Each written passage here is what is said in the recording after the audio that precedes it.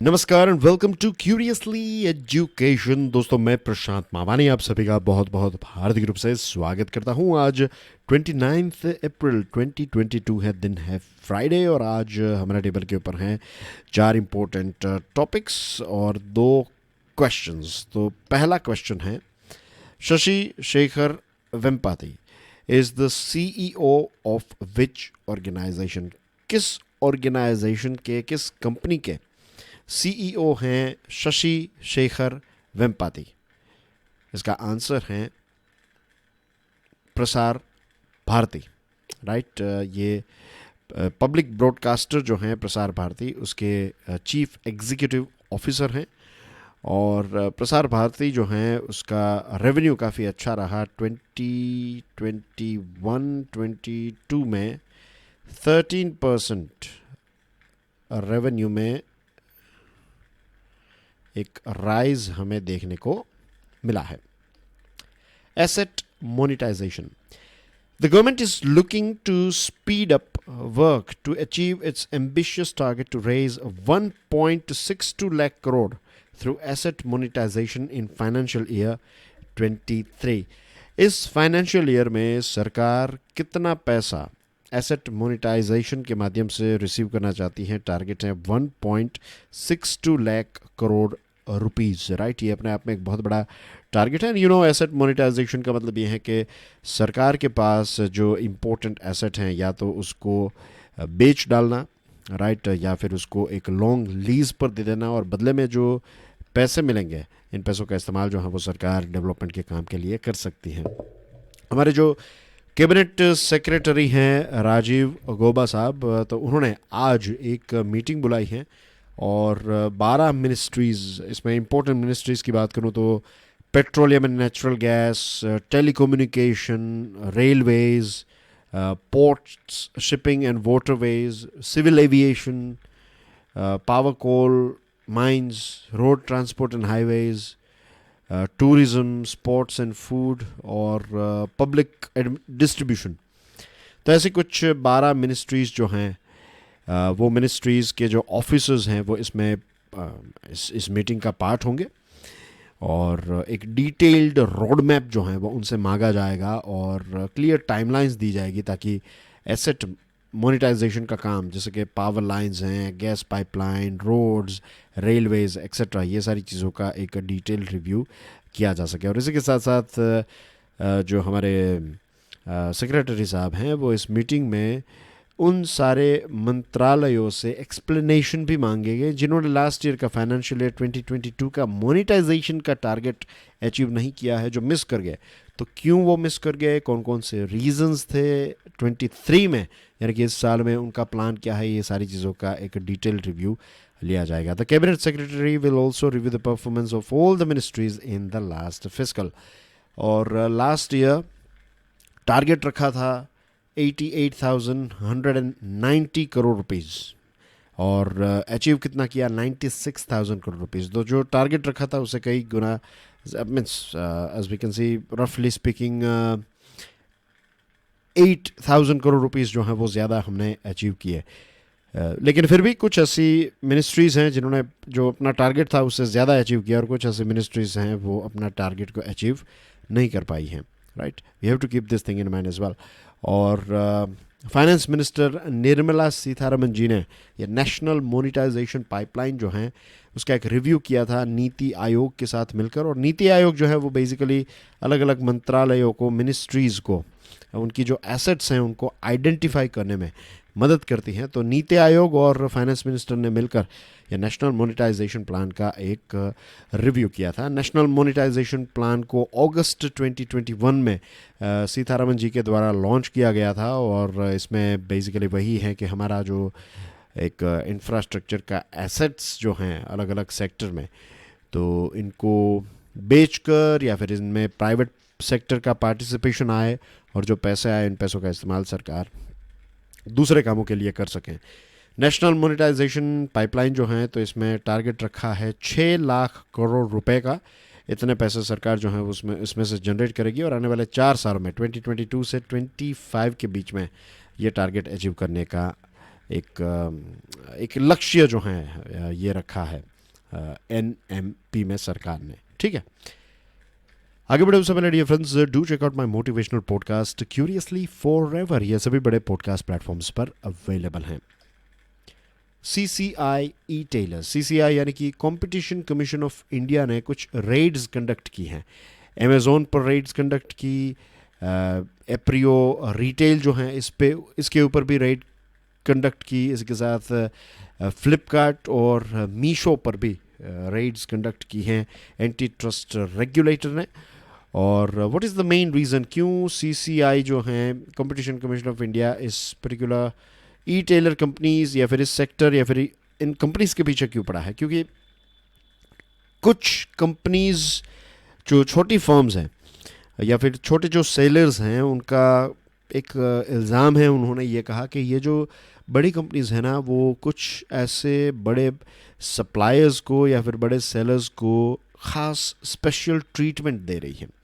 सभी सेलर्स को इन प्लेटफॉर्म्स पर इक्वल ट्रीटमेंट नहीं मिलती हैं, किसी को ज़्यादा इम्पोर्टेंस मिलता है, किसी के प्रोडक्ट्स को फर्स्ट पेज पर दिखाया जाता है, किसी के प्रोडक्ट्स को अगर आप सर्च करें तो उनके जो ख़ास सेलर्स हैं उनका नाम सबसे ऊपर आता है, हमारा नाम जो है वो 4th 5th पेज में आता है, तो हम कुछ इसमें बेच ही नहीं पाते। और इल्ज़ाम ये भी है कि कई कंपनीज ऐसी हैं जिन्होंने वर्टिकल अरेंजमेंट्स किए हैं। What is vertical arrangements? बहुत ही सिंपल लैंग्वेज में अगर मैं बात करूं तो दिस इज़ लाइक, मान लीजिए कि ये एक वर्टिकल लाइन है, ठीक है, तो यहाँ पर है कस्टमर और यहाँ पर है प्रोड्यूसर। तो ये प्रोड्यूसर जो है वो डायरेक्टली जाकर कस्टमर को नहीं भेजेगा, प्रोड्यूसर अपना सामान पैदा करके किसी और कंपनी को देगा, फिर ये कंपनी जो है वो किसी और कंपनी तक पहुँचाएगी और फाइनली ये प्रोडक्ट जो है वो इस पर पहुँचे, इसके पास आएगा। तो मान लेते हैं कि ये वाला जो स्टेज है ना, ये ई-टेलर हैं, तो ई-टेलर के पास सामान जो है वो कोई और प्रोवाइड करता है, या फिर लेट्स से कि ये स्टेप हम निकाल दें, स्टेप 1, 2 और 3 हैं, यहाँ पर कस्टमर हैं, यहाँ पर ई-टेलर हैं और यहाँ पर प्रोड्यूसर हैं।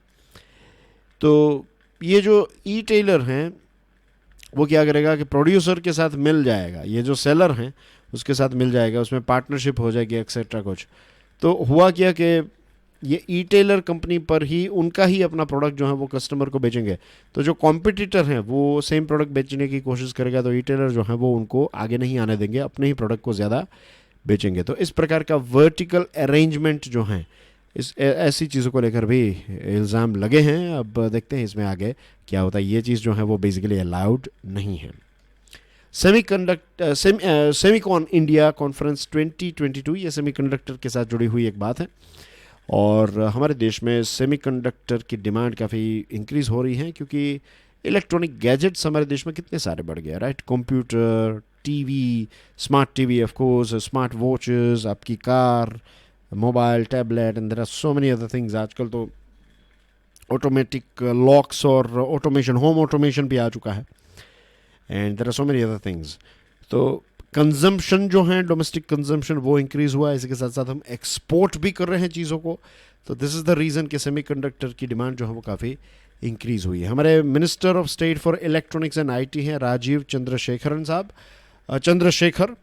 और राजीव चंद्रशेखर साहब ने कहा है कि the reason why India should get into semiconductor manufacturing, Bharat को क्यों सेमीकंडक्टर मैन्युफैक्चरिंग में जंप करना चाहिए, क्योंकि रही बात सेमीकंडक्टर के डिज़ाइन की और इनोवेशन के इकोसिस्टम की, तो ये दोनों चीज़ें हमारे देश में काफ़ी स्ट्रॉन्ग है। इसी के साथ साथ जैसे हमने बात की, ऑटोमोटिव, कंप्यूटिंग और मोबाइल डिवाइसेस इंक्रीज़ हुए हैं, तो सेमीकंडक्टर की डिमांड इंक्रीज़ हुई। इसी के साथ जो प्रोसेसर्स हैं नए जनरेशन के, वो डेटा ड्रिवन हैं, and the third one is artificial intelligence. तो ये तीन चीज़ों की वजह से सेमीकंडक्टर की डिमांड काफ़ी इंक्रीज़ हुई है। और आज हमारे प्राइम मिनिस्टर नरेंद्र मोदी साहब सेमीकॉन इंडिया कॉन्फ्रेंस को लॉन्च करने वाले हैं, right? This is of course for semiconductor production in our country. तो ये एक कॉन्फ्रेंस आज लॉन्च की जाएगी। NFRA, गवर्नमेंट ने एक कमिटी अपॉइंट की थी रिव्यू करने के लिए कि ये जो ऑडिट्स होते हैं हमारे देश में, राइट, तो उसकी क्वालिटी इम्प्रूव की जाए। अब इस कमेटी ने ये रिकमेंडेशन दिया है कि जो नेशनल फाइनेंशियल रिपोर्टिंग अथॉरिटी है NFRA, तो NFRA जो है उनको और ज़्यादा स्ट्रॉन्ग बनाया जाए, उसके थोड़े पावर्स को एनहेंस किया जाए, इंक्रीज़ किया जाए, ताकि वो ऑडिटर्स और कंपनी मैनेजमेंट के खिलाफ एक्शन ले सकें। वो जो प्रमोटर्स हैं, डायरेक्टर्स हैं, एग्जीक्यूटिव्स हैं, ऑडिटर्स हैं, तो इनसे इंफॉर्मेशन भी मांग सके, उनके खिलाफ एक्शंस भी ले सके। इस प्रकार की चीज़ें की रिक्वायरमेंट है, क्योंकि अभी क्या है कि कंपनीज एक्ट जो हैं तो उसमें NFRA को अगर कोई मिसकंडक्ट होता है बाय ऑडिटर्स तो उसके ऊपर एक्शन लेने की इजाज़त नहीं है। तो इसकी वजह से ये NFRA जो है वो टूथलेस हो जाता है, राइट, कुछ एक्शन नहीं ले सकता क्योंकि कंपनीज एक्ट जो है वो मना करता है। तो यहाँ पर एक ऑफ कोर्स चेंज करने की ज़रूरत है। This is the place where we need to change, like companies act में बदलाव की ज़रूरत है। The authority had last year highlighted the wide spread malaise of statutory auditors not filing their annual returns which are meant to provide details of withdrawing from audit assignments। जो ऐसे ही authorities ने last year ये बताया था कि बहुत सारे ऐसे स्टैट्यूटरी ऑडिटर्स होते हैं वो जानबूझकर एनुअल रिटर्न्स जो हैं वो फाइल नहीं करते हैं, तो ये उनका कसूर है और पता नहीं चलता कि वो किन क्लाइंट्स का काम कर रहे हैं एक्सेट्रा। और कमिटी जो है उसने ये भी कहा है कि अब ऑडिटर्स को लेकर नई कंडीशंस, बहुत सारी नई कंडीशन, 4-5 नई कंडीशंस रखी हैं। अब उन कंडीशंस में जाने की ज़रूरत नहीं है, बस आपको इतना ही समझना है कि ग्लोबल बेस्ट प्रैक्टिसेस जो हैं उसको फॉलो करने की बात जो है वो इस कमेटी ने रिकमेंडेशन दिया है। ये बात जो है कमेटी ने बताई। इसी के साथ जो हमारे आपको पता होगा चार्टर्ड अकाउंटेंट के, फिर जो कंपनी सेक्रेटरीज़ हैं, तो इनके अलग से बॉडीज़ हैं ना, CA की अलग बॉडी हैं, CS की अलग बॉडी हैं। तो ये सारी बॉडीज़ में भी ऐसा होता है कि ऑडिटर्स और जो लोग कई बार गलत चीज़ करते हैं तो ये बॉडी उसके ऊपर इतना कोई ख़ास एक्शन नहीं लेती है। तो सरकार इन बॉडीज़ की ऑटोनॉमी को छीनना नहीं चाहती, लेकिन सरकार ऑफ कोर्स ये चाहती है कि ये बॉडीज़ जो हैं वो ऐसे लोगों को आइडेंटिफाई करें जो गलत काम करें। ऐसे कुछ CAs हैं, CA हैं, जो CS हैं, ऑडिटर्स हैं एक्सेट्रा, तो वो अपना काम जो है वो सही करे और जो ये बॉडी है, ऑर्गेनाइजेशन है, उसका नाम और ज़्यादा अच्छा बनाए, ना कि गलत चीज़ों में इंडल्ज करें।